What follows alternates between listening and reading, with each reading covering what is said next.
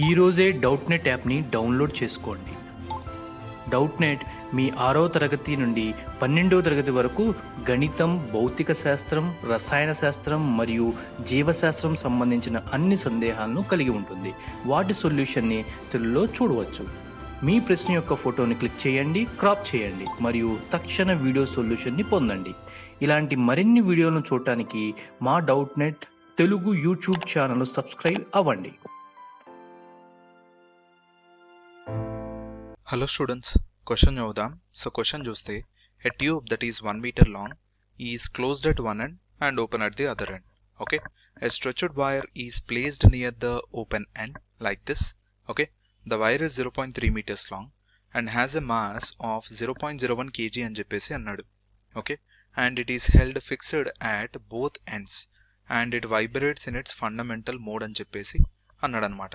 So it sets the air column in the tube into vibration, okay, by the phenomenon resonance. Find the tension in the wire. The speed of sound in air is given as 330 meters per second. So ఇక్కడ ఏంటంటే ఈ wire అనేది ఉంది కదా students.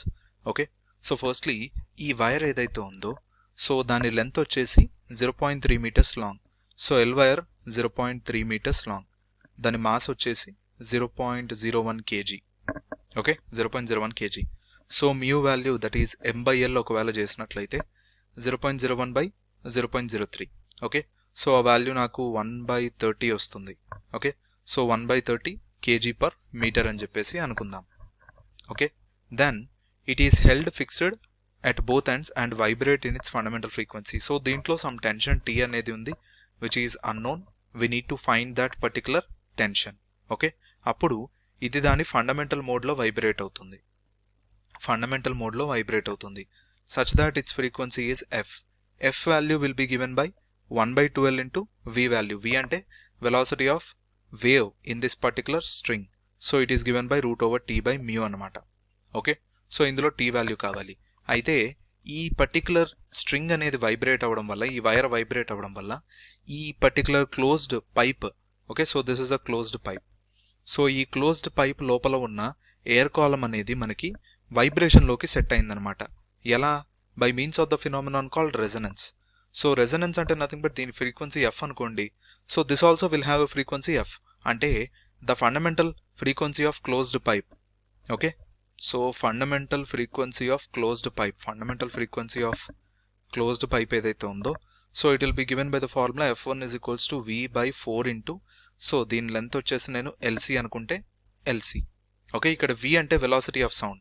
So velocity of sound లేదా speed of sound in air it is given as 330 metre per second. Okay, so f1 value కనుక్కోవచ్చు కదా. ఎలా?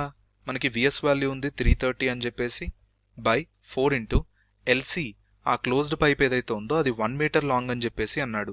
So 4 into 1. So f1 value ఏదైతే ఉందో సింప్లీ అది 330/4 చేస్తే వస్తుంది. So whose value is nothing but 82.5 hertz అనమాట. So this is the frequency. So ఈ ఫ్రీక్వెన్సీ అనేది దీని వల్ల సెట్ అయింది. అంటే రెండు రెజనెన్స్లో ఉన్నాయి అంటే ఈ ఫ్రీక్వెన్సీ అండ్ ఈ ఫ్రీక్వెన్సీ సేమ్ అని చెప్పేసి అర్థం. So 82.5 hertz is nothing but this value. So I can write 82.5 hertz is equals to 1 by, so ఇక్కడ L అంటే L wire students. Okay, 1/2 into L wire అంటే length of the wire 0.3 metres. 1/2 into 0.3 into √T tension by mu value వచ్చేసి నాకు 1/30. Okay, so let me send these to that side. Okay, so ఇప్పుడు ఇక్కడ ఏమవుతుంది √30T is equals to, so 2 into 0.3 into 82.5. Okay, so అందులోంచి నాకు 30T value ఏదైతే ఉందో ఇదంతా స్క్వేర్ చేసుకున్నాను అనుకోండి. దట్ ఈజ్ 82.5 ఇంటూ 2 ఇంటూ 0.3, ఆ వాల్యూ 49.5 వస్తుంది. ఓకే, ఆ 49.5ని స్క్వేర్ చేసుకున్నట్లయితే నాకేంటంటే 2450.25 వస్తుంది. సో టెన్షన్ వాల్యూ ఏదైతే ఉందో that is nothing but 2450.25 divided by 30. So ఆ వాల్యూ అనేది నాకు 81.675 వస్తుంది స్టూడెంట్స్. సో టెన్షన్ వాల్యూ అనేది ఆల్మోస్ట్ లైక్ 81.7 న్యూటన్స్ అన్నమాట.